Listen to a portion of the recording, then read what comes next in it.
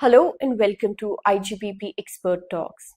I'm Heena Goswami, editorial consultant with IGPP, Institute for Governance, Policies and Politics, New Delhi. On November 5th, 2024, the US citizens will elect their next president.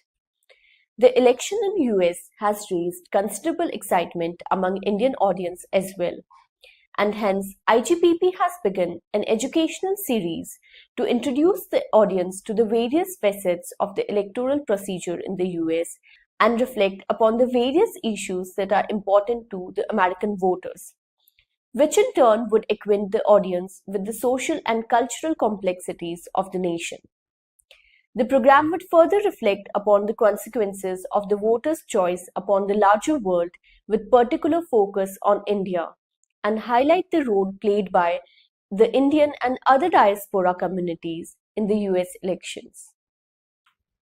As the 2024 US election draws closer, women's issues are increasingly taking the center stage in political discourse, highlighting a sharp contrast between the major candidates' positions.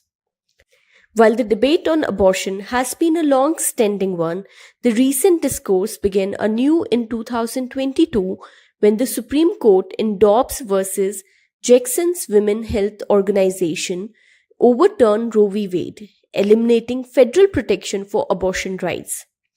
The landmark 1973 Supreme Court decision in Roe v. Wade established a woman's constitutional right to an abortion, marking a significant moment in securing reproductive rights in the US. This reversal sparked national debate and significantly influenced the 2022 midterm elections by mobilizing voters, particularly women and younger demographics, who saw it as a direct threat to their reproductive freedoms. Further, the Supreme Court's decision to impose strict regulations on abortion pills, including requiring in-person dispensing, further intensified the debate. This move was perceived as an attempt to restrict access to abortion services and was viewed as part of a broader trend to undermine reproductive rights. Amidst the debate, a document titled Project 2025, released by the Heritage Foundation, outlines a comprehensive blueprint for the next conservative presidential administration, proposing a substantial overhaul of government institutions with significant implications for women's rights, healthcare, and workplace equality. This plan advocates sweeping changes, including controversial proposals such as restricting access to reproductive health. Critics argue that these measures could undermine progress in reproductive rights and equal pay, particularly in light of recent Supreme Court rulings and state-level restrictions that have heightened concerns about the future of women's healthcare.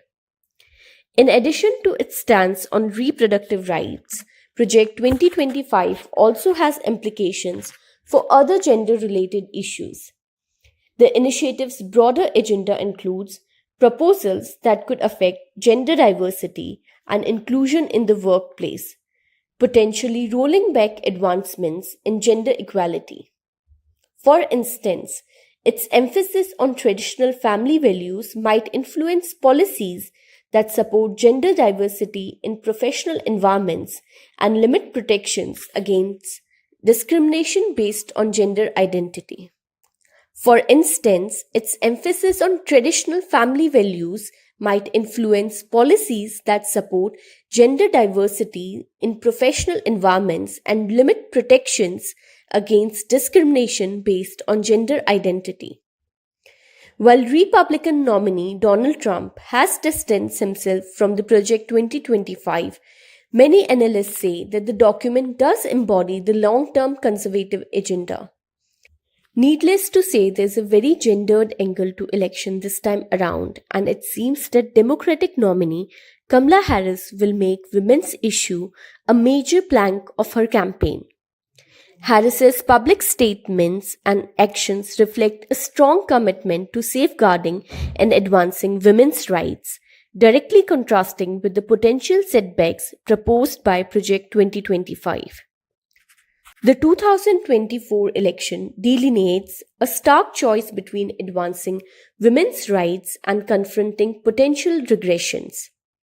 Project 2025 raises significant concerns about the future of gender equality, and Kamala Harris's advocacy offers a contrasting vision of progress and inclusivity, positioning women's issues as a central and defining element of the upcoming election. The issue of abortion, women's reproductive rights, have been at the center stage in the upcoming US presidential election. And now that Kamala Harris is the presumptive Democratic nominee, the issue is only going to pick up further momentum. To understand the gendered stakes in the election, today we are joined by Ms. Suhasini Haidar. Ms. Suhasini Haidar is the diplomatic editor of The Hindu, one of India's oldest and most respected English newspapers. Prior to this, Ms. Suhasini was foreign affairs editor and primetime anchor for India's leading English news channel, CNN-IBN, where she presented her signature show, Worldview with Suhasini Haidar. In 2015, she was the recipient of the most prestigious Indian print journalism Prem Bhatia Award, and she has won a series of awards for her work in television as well. Welcome to IGPP Expert Talks, ma'am. Thank you. Thank you so much, Heena, for having me on the show.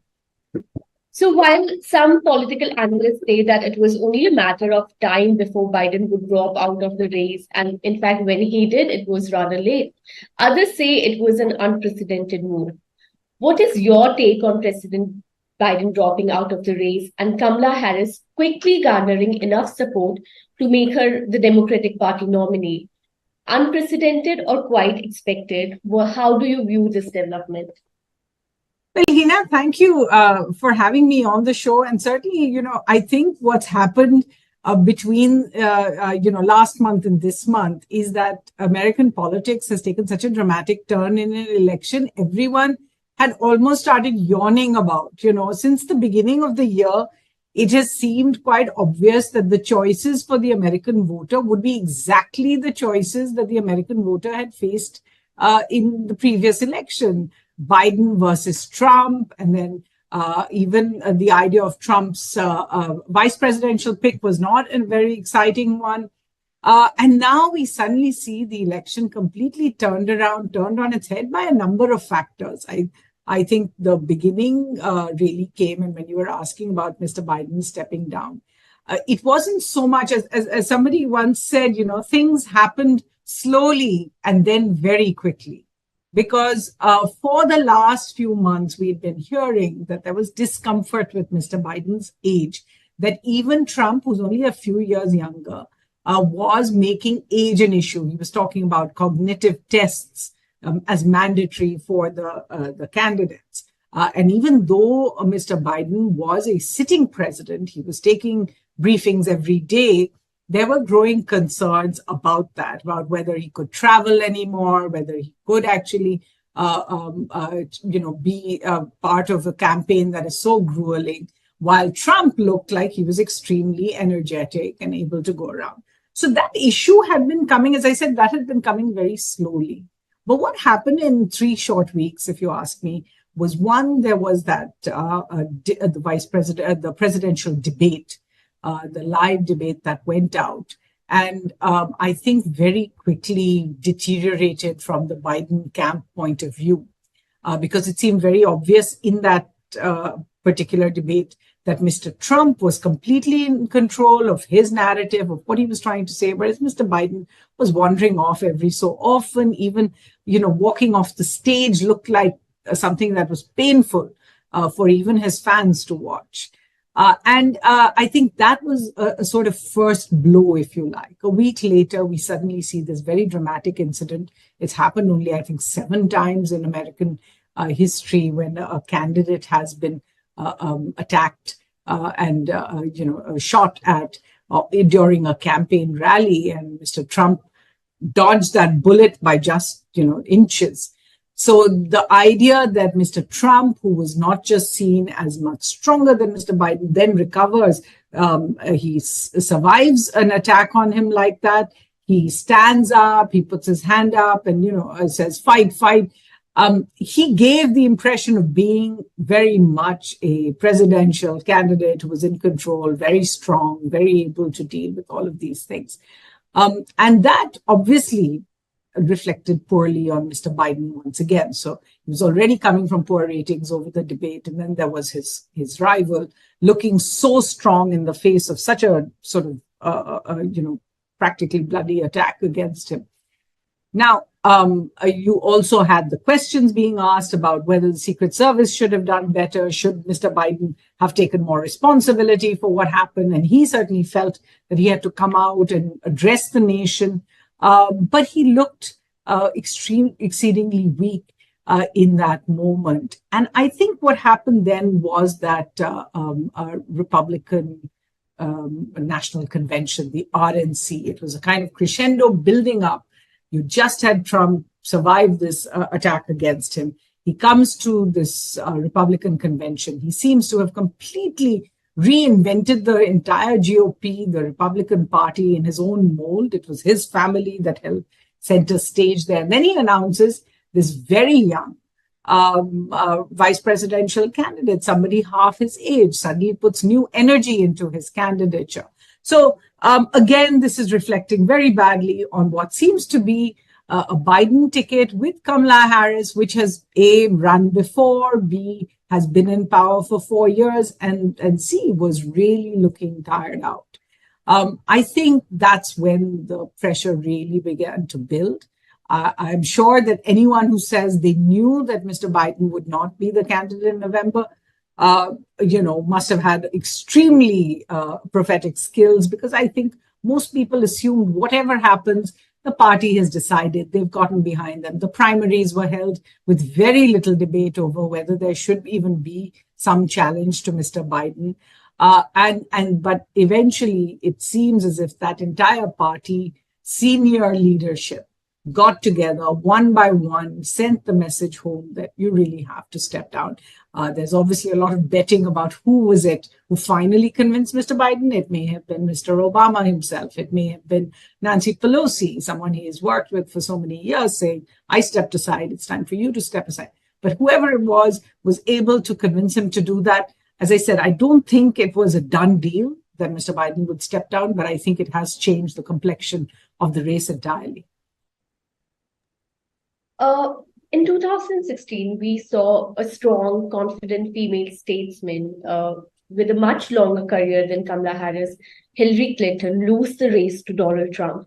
Yet the Democratic Party has quickly rallied behind Kamala Harris to make her the presumptive Democratic Party nominee. She is a female leader, she is a woman of color, and yet the party has placed its bet on her to carry the day. Is there something about this race that is vastly different from the 2016 contest? And in what ways? Well, Heena, firstly, I think since 2016, so much has changed. All the things that the Democratic Party could have taken for granted really no longer exist. And I don't think that this is just about a woman candidate per se.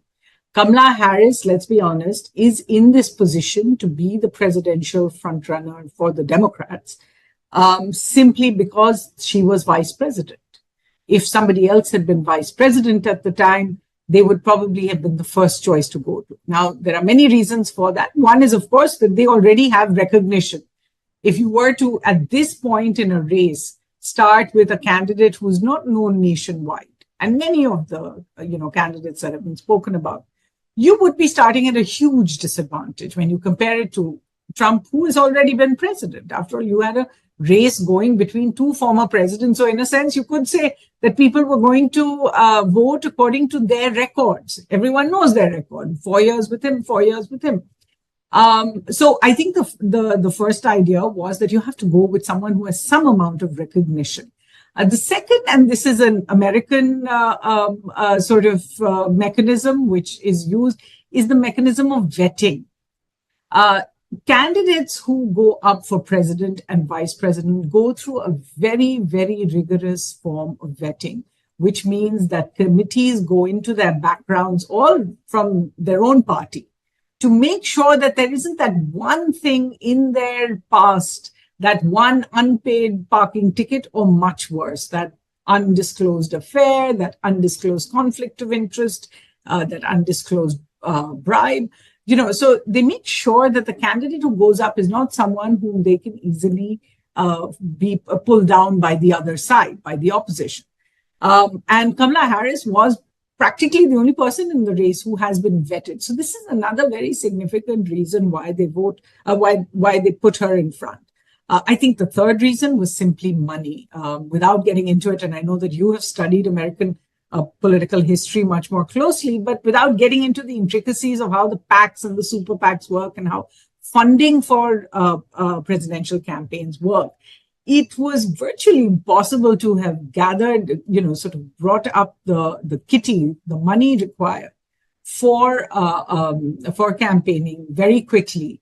If it had been someone else would have had to start from scratch. Kamala Harris, because she was on the ticket with Biden already, was already able to use the funding of about 100 million, I think it was 700 or 800 million, possibly close to $1 billion already in the kitty to be used. In fact, you've seen that in 1 week since she was announced, she was able to get the largest amount of contributions in a short period of time, about 200 million, I think within a week, which is quite remarkable. But without that initial kitty to go with, it would be very difficult for a candidate just to go out there, because you have to pay for everything. You have to pay not just for the rallies, you have to pay for the travel, you have to pay for the travel of the team. As a vice president, there are already many factors that are already taken care of in terms of costing.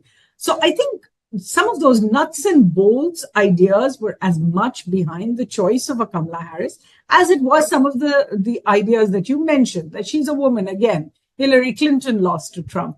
Will Kamala Harris share the same fate as Hillary Clinton? And this time you're working with an African-American, a minority candidate, not the kind of majoritarian candidate that Trump would represent.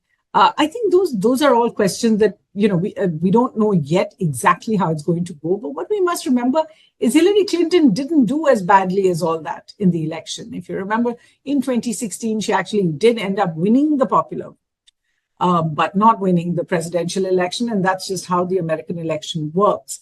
And I think that idea that in some senses, an American presidential election, which depends on how many states and what the value of each of those states is that you win, those decisions are already taken for many of the states. So, practically 46-47% of the vote will go to Democrats. 46-47% of the vote of the seats and the numbers will go to the Republicans. If you're a Californian, it doesn't matter if you're going to back Trump or Harris, because California is going to send all its delegates to the Democrats. Those are things that we already know. It's the same for, say, Massachusetts. However, it's the opposite for, say, I think states like Texas or other Midwestern states. So you're for the Republicans, that is. So if you're looking with a playing field that is only about these what are called swing states, it isn't completely impossible that someone could come into the race like a Kamala Harris and still find a path to victory, because they're already at a certain level. When you see the polls and you see, for example, Trump is ahead just by 2 points, or Harris is ahead just by 1 point, what does that mean? How has she become so close so quickly? It's because the American system is such that it doesn't depend just on the popular vote. It actually depends on the kind of states you have won. Now, the big question will be, can Kamala Harris turn some of the states that went Trump's way in 2016, keep the states that went Biden's way, swing states I'm talking about, in 2020? And those are going to be the most important decisions. And I think one of the biggest decisions everyone's waiting for in that regard is her choice of vice president. One does feel that there's also a gendered aspect to this election, with the overturning of the Roe versus Wade judgment, the successive ban on abortion in few states, the ongoing debate on access to abortion pills, and even some of the criticism that has been thrown at Kamala Harris since she became the nominee. The debate does seem regressive, but does this election put at forefront women's issues, and would this tilt the balance in favor of Kamala Harris? Well, it's an interesting idea because certainly gender normally means that, then you're looking at the populations and you think that most people in conservative parts of the United States may just feel a man is better than a woman and the gender card may work against you. However, what we have seen is that Mr. Trump is a very polarizing figure when it comes to gender issues. The Republicans, because of their unqualified support for what they call pro-life or bans on abortions in various states of the country that was allowed after a Supreme Court hearing, are now tied to that policy. It's very difficult for a Republican candidate to walk away from the anti-abortion ticket. You almost can't be a Republican if you do not support a ban on abortion. That certainly does frighten a lot of women in various parts of the country. And I think if you remember in 2022, when the midterm elections had happened, Biden was not necessarily looking good.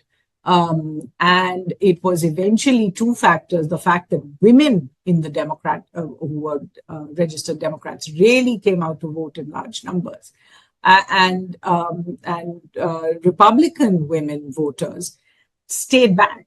They weren't comfortable with the idea that their reproductive rights would be taken away or would be decided essentially legislatively. So what really happened was the Democrats won a few extra. I think they won one extra seat, but it was a huge blow for the Republicans because normally in midterm elections, you're able to gauge what's going to happen in the final election. And they were really quite surprised when in the Senate, they didn't do as well as they had hoped. So obviously the Democratic candidates will be looking very closely at this idea. If somehow playing the fight so that enough women feel, or at least people who care about women's reproductive rights being kept with them, so that those kind of voters are either kept away from voting for Republicans or at least, coming to vote for the Democrats. So I do think gender will play an issue. I think once the election is over and we go back to analyzing, this will be a moment. And then you see how Kamala Harris is pitching her own campaign. You see some of the ads, which are really all about showing girls that they can too be president. America does not have a woman president yet. So there's that sense of newness that you can do something nobody has ever done before. That is coming out in her campaign very much. And I think when it comes to this idea of the gender vote, you can't look at it without also looking at the Gen Next vote. How young voters who traditionally aren't expected to vote in such large numbers, because nobody really knows. All these leaders are so much older and they somehow don't seem to be able to pitch to younger voters. So these younger voters are normally don't vote in such large numbers, or certainly are not, they're not pitched to in the same way. I think in this election, what you're seeing is Kamala Harris is able to get this. Now, I don't want to give the impression that I think that Kamala Harris will definitely win. I'm just making the point that given where the vote was, given where the polls were just a month ago, the scenario has gone from a definite Trump win to possible paths to victory for Harris. That there is a way in which she could win if she's able to turn certain states, if she's able to work on certain voting blocks, if you like. The women is one of them, blue-collar workers, traditionally Democrat voters, that the blue-collar workers were in Midwestern states, in Ohio, in Wisconsin, in Minnesota, in Pennsylvania, and Michigan, and try and turn some of those, which may happen with her vice presidential choice, and then look at these younger voters. And if she's able to bring in voters who otherwise would never vote at all, then already her job will be a lot easier. Behind the debate around women's reproductive rights and abortion issue, there's also a force of conservatism that is at play. And I want to discuss the Project 2025, recently released a very interesting document that aims to restore the family as centerpiece of American life, dismantle the administrative state, defend the nation's sovereignty and borders, and secure God given individual rights to live freely. So, and this document caused much uproar and alarm. And the team that made this document was a team of former Trump advisors, but Donald Trump himself came out and said that he had nothing to do with this proposal.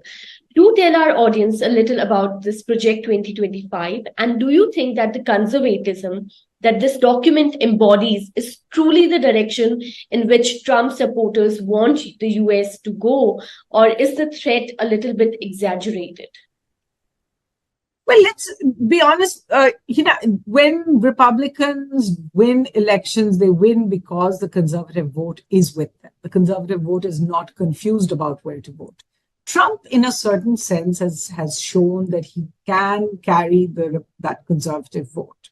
And it's not just on one or two issues. It's on the entire package of issues that define the conservative voter, whether it is on abortion, whether it is on guns, whether it is on small government, whether it is on taxes, whether it is on economic policies, whether it is on climate change. So this is a whole plethora of issues on which conservatives feel a certain way and feel the country is going in the wrong direction under Democrats. They're very, very clear about that. And that's what makes Trump so confident of winning, because the conservative states and the conservatives in even some of the Democrat states and certainly the swing states will come en masse for him. So what is Project 2025? Project 2025 is a 900-page document. Your viewers can actually just go online and download it. It has been created by something called the Heritage Foundation. This is a conservative think tank that has had a tradition of informing the conservative point of view. So, and one must remember that in America, being politically partisan is very much part of the game. There's no idea that you have to be politically neutral. Everybody does have a point of view. Everybody does have a political point of view. So the Heritage Foundation is a very respected think tank in Washington. And they bring out papers that really talk about what is the conservative point of view on something, how would they benefit, even on foreign policy. There is a conservative perspective. For example, looking at the war in Ukraine and saying, maybe that's not our war. Maybe we need to tone down our support to it. Maybe China is the real villain, or China is the real enemy for the US. These are all conservative points of view. Now, when it comes to Project 2025, what actually has been put together by the Heritage Foundation, and many of those who put it together are essentially people who have worked in the Trump administration in the past, was a document that essentially says, firstly, of course, the ban on abortion, on halting the sales of abortion pills, talking about tax cuts, major tax cuts, family values, as you pointed out, so bans on pornography, that kind of thing, gun rights being very, very much a part and not something that they would like to see any kind of dilution of, making the president of the United States a much more strong figure and actually turning the bureaucracy much more political. So it might surprise people in India, but actually when a US president comes in, there are thousands of government jobs that he is able to appoint people to, who are political appointees. And it is not in our sense where there's an IAS, an IFS, and IPS, and it's very difficult to politically change that balance. But in the US, it is possible. And as a result, this particular document asks that many thousands, I think they have an actual figure in there, of civil servants should just be sacked, that many parts of government should just be shut down, and that you must go back to the power of the president as supreme. So this document has a lot of these ideas all put together. I think it's a bit frightening for most people to see it all in one place being said as if, yes, this is the project, this is the plan, this is the way we're going to go. I think very early on, Mr. Trump realized that it was actually putting off a lot of potential voters, which is why you've seen him at many events distance himself from Project 2025, saying, this is not my campaign. In fact, in one recent rally, he actually said that just like you have the extreme left, you have the radical left, you have the radical right. They're behind Project 2025. That's not my campaign. Come and see my campaign documents. Come and see what I plan to do as different. But then he also fueled some of the fear. If you saw an address he made a few days ago where he said, please vote for me this one time because we'll fix up the system so good you'll never need to vote again. Now, what did he mean by that? Did he mean that the president will become so powerful that he will not necessarily have to submit to elections? And remember that Trump, no matter what he does in the current system, can only serve one more term. He's a 4-year president regardless of anything. So you're looking at the Project 25 as a kind of maybe initial paper that was set up by some of Trump's closest allies and fans, but doesn't necessarily represent what Trump wants to talk about today. You can't get away from the idea that this might be a long-term project for the Republicans, and that's why it has really hurt Mr. Trump, because he and his vice presidential candidate, J.D. Vance, are trying to distance themselves from that whole project, saying, I have nothing to do with it. I don't know anything about it either. But it does seem as if it is the logical conclusion to a lot of the ideas that are already in their campaign, as I said, on all these issues, things like taxes, things like bringing down the kind of commitment or funding to countering climate change versus fossil fuels. Mr. Trump himself used the phrase drill, baby, drill when he's talking about, his attitude towards fossil fuels. Or whether it is on small government versus large government. And Mr. Biden has been rightly criticized for really expanding government in his time. Taxes is a very major one that, you bring down taxes to a minimum. And of course, being very, very tough on immigration. I think in any case, it's not as if either side is going to be easy on immigration. Immigration is definitely a major issue for the United States voter today. But the kind of Project 2025 mechanisms like building that wall again with the US-Mexico border, forced deportations, those kind of things are definitely things inside the 2025 document that Mr. Trump is uncomfortable with if they're taken to an extreme, but he's not uncomfortable with the principle behind. My next two questions are a little bit speculative in nature. So while we are a little aware of what to expect from a future Trump presidency, there's a lot of unclarity about what a Harris presidency would look like. In what ways do you think that Kamala Harris's presidency, if it were to come true, would be a disjuncture from Joe Biden?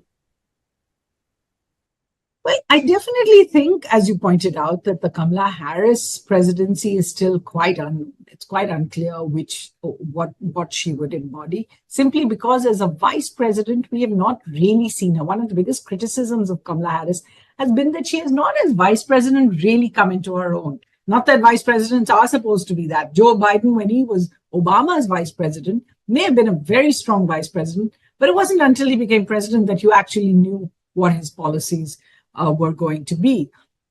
So similarly, when you ask how Kamala Harris would differ from Mr. Biden, I think not too much in substance in terms of what we've already seen in the last 4 years. But I think on certain issues, especially foreign policy, you might see her take a different tack.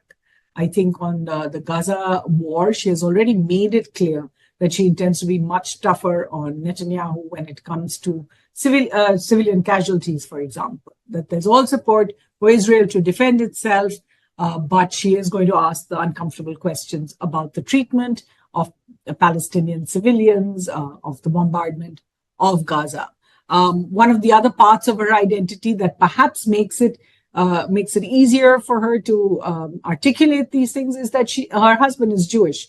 if she does become president, he would be the first, he'd not just be the first male spouse of an American president, but he would be Jewish as well. And culturally, they do celebrate Jewish festivals.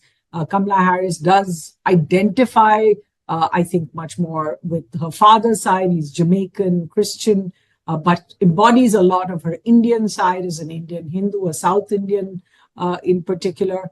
And so you would see her approach a lot of issues very differently as this kind of cultural melting pot rather than what Mr. Biden represented. I think today, if we are to look at Kamala Harris's policies, as it were, and really a lot is being formulated because she only just got announced as the presidential candidate. So we are now seeing some documents come out, but I think they're still very initial. And as I said, her choice of a vice president will then set in motion a lot of other ideas which will come together. The teams are coming together right now. The think tanks are coming together right now for her. But I think what we're looking at is not whether Kamala Harris would be extremely different from Joe Biden in terms of where America's destiny would be, but how different she would be with the alternative, which is Trump. We know that Trump coming to power is going to drastically change, as he did in 2016, drastically change the landscape for the US when it comes to internally his interest in, not just abortion, the issue of abortion and abortion pills, reproductive rights, women's rights, the idea of on climate change versus fossil fuels, of countering climate change versus fossil fuels and green energy in general, the idea of what his sort of support would be on China, taxes, tariffs. He intends to really slap tariffs against anyone who he feels is being unfair to the United States. You saw his comments about India as well over there. So we know where Mr. Trump will lead. Wherever he was leading from 2016 to 2020, he's probably going to go much further in that direction. Whereas Kamala Harris's campaign strategy, I think, will be much more to talk about being a stabilizing factor, a unifying factor for the United States instead. There has been a lot of excitement in India about Kamala Harris's candidature as she's daughter of an immigrant. Do you think that this link would also translate into major geopolitical benefits for India? Though we know that even Donald Trump enjoyed great bonhomie with Indian Prime Minister Narendra Modi, should a different approach in terms of her approach towards India be expected of Kamala Harris? Or do you think this strengthening of ties would just further continue? Well, let's put it this way: there is no year since 1999, I think. So we're looking at the 25th year of that, of the reset in the India-US ties, where we have not seen India-US ties get better in some way or the other. I think the last year has seen a certain slowing down in ties, arguably because of a number of reasons. But in general, we have seen India-US ties really improve no matter who the president is, no matter what party they're from, no matter what their policies on a whole range of other issues is.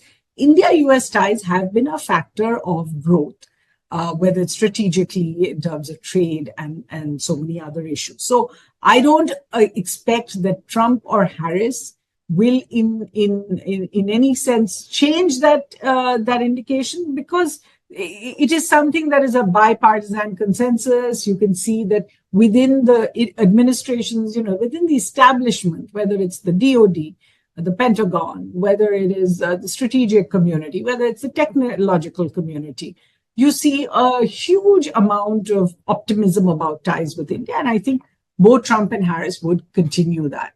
Secondly, there's no question that Kamala Harris does belong, her mother did belong to South India, to Tamil Nadu.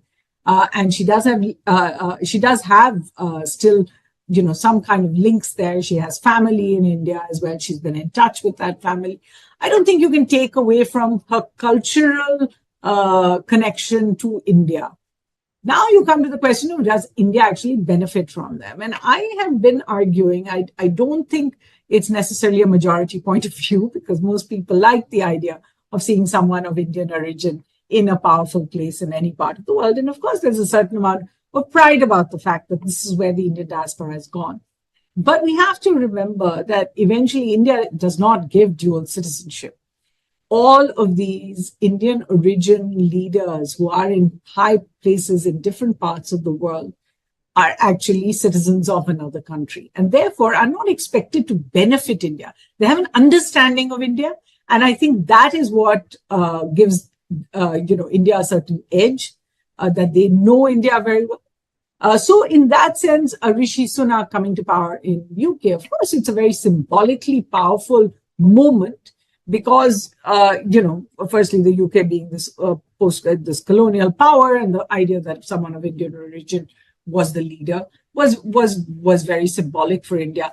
Did it benefit India? Did it actually bring together the biggest item on their agenda, which Boris Johnson had been pushing, which is the free trade agreement, for example? Possibly not. Possibly his Indian identity worked against him because many might have felt there was a bit of a conflict of interest over there.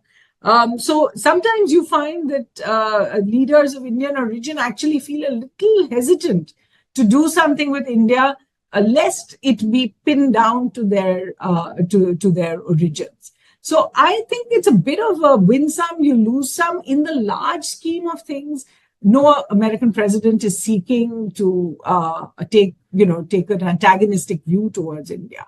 So I don't think that is as much of an issue. I think there's one more area where India will have to watch closely. Kamala Harris has not just been a Democrat for so many years from California. She has been sort of fairly close to some of the progressives in the party as well. People like Pramila Jayapal, also of Indian origin, after all, who have often raised the flag of India's democratic downslide, as they call it, who have often raised issues of human rights, who have often raised issues on Kashmir, for example. Kamala Harris herself, when she met with Prime Minister Modi in 2017, if you remember, they had a delegation level meeting, the Vice President of the US and the Prime Minister of India across the table from each other. And even at that time, she spoke about the importance of adhering to Mahatma Gandhi's values, not something any Indian leader wants to be given a lecture about. So that's one downside, if you like, that they know India so well that their expectations of India being faithful to those ideals of being a secular, pluralistic, democratic, rule-abiding country are that much more. Thank you so much, ma'am, for joining us today and this very engaging